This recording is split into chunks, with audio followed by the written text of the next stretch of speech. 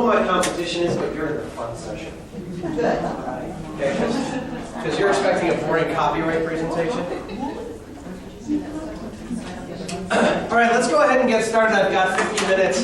Just to let you know, in about a month and a half, I have to give a 10-minute version of this presentation at a conference. So if you have any ideas as to how I can pull that off, please let me know. I tend to talk really fast, and I'm going to talk fast for about 50 minutes here.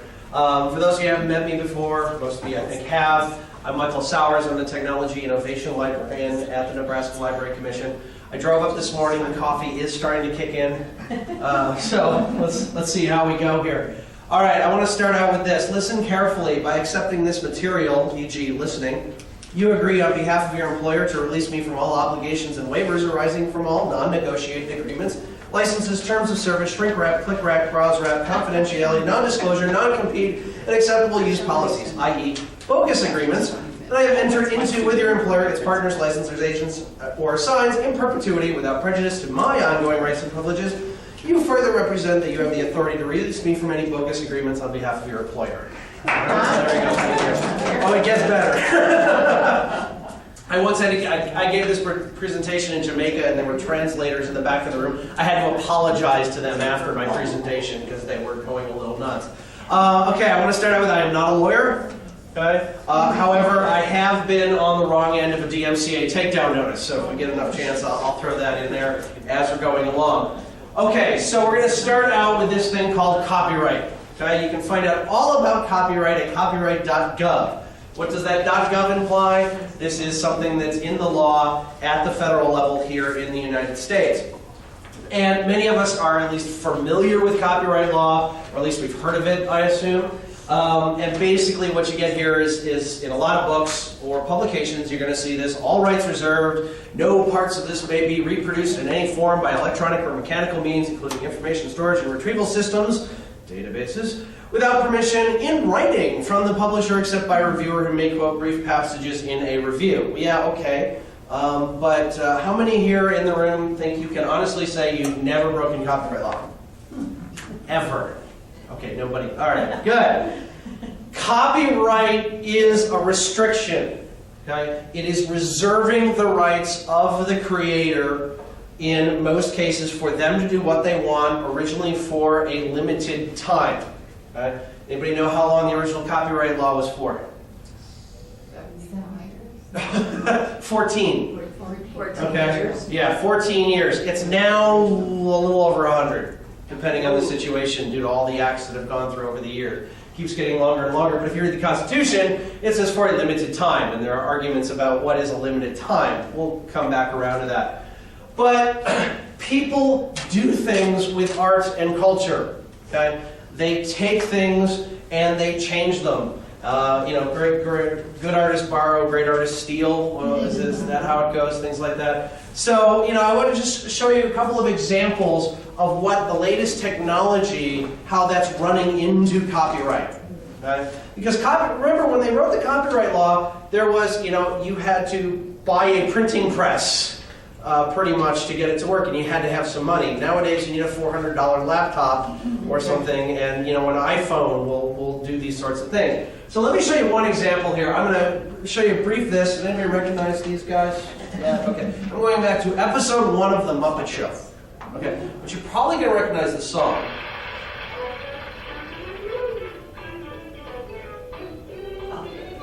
Oh, yeah.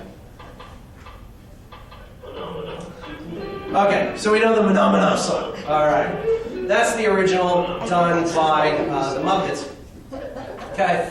But there's something out there now called anime music videos. How many of you are familiar with anime? Okay, in Japanese cartoons.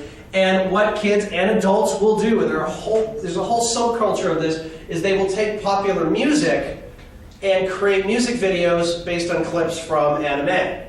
Okay? Now what I've got here is one called Muppet Hunter D. Okay.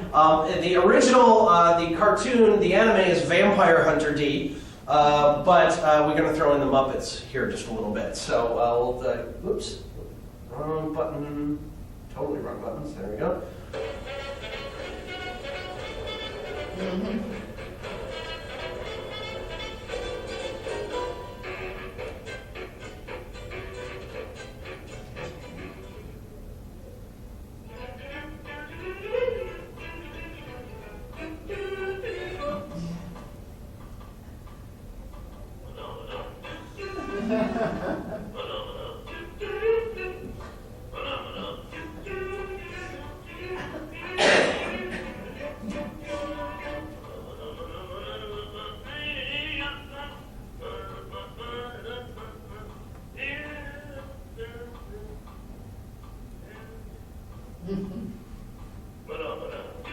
All right, so basically what you're looking at there is some very simple software, free, convert the video, add a new soundtrack to it, chop it up, and it works fine.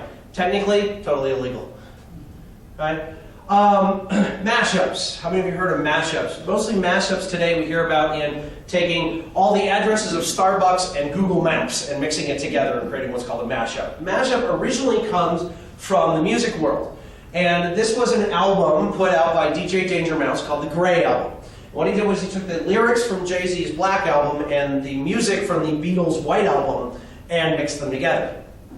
Okay? And it actually is not bad. I mean, I'm not a Jay-Z fan, I am a Beatles fan, and it's an interesting way of doing it. Another one that came out was called Dean Gray's American Edit.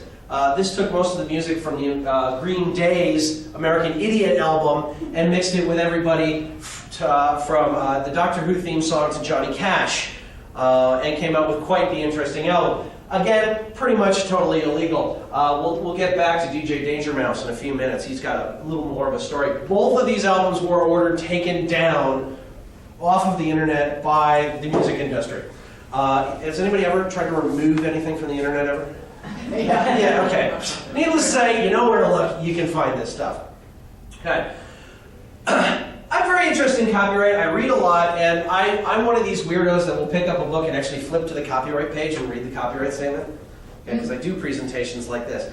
And there's this great book out of the MIT Press called The Culture of the Copy. And it's about copyright. It's very academic. It's about 2 inches thick. It's interesting, but complicated. But I read the copyright page. Right? And here's what it says. All rights reserved under the International and Pan-American Copyright Conventions. No part of this book may be reproduced, replicated, reiterated, duplicated, conduplicated, retyped, transcribed by hand, manuscript or cursive, read aloud, and recorded on an audio tape, platter, or disc, lip-synced, stored in a retrieval system, or transmitted in any form by any means, including genetic, chemical, mechanical, optical, xerographic, holographic, electronic, stereophonic, ceramic, acrylic, telepathic, except for that copying permitted by sections 107 and 108 of the U.S. copyright law, and except by reviewers for the public press who promise to read the book painstakingly all the way through before writing their review without prior written permission of the publisher.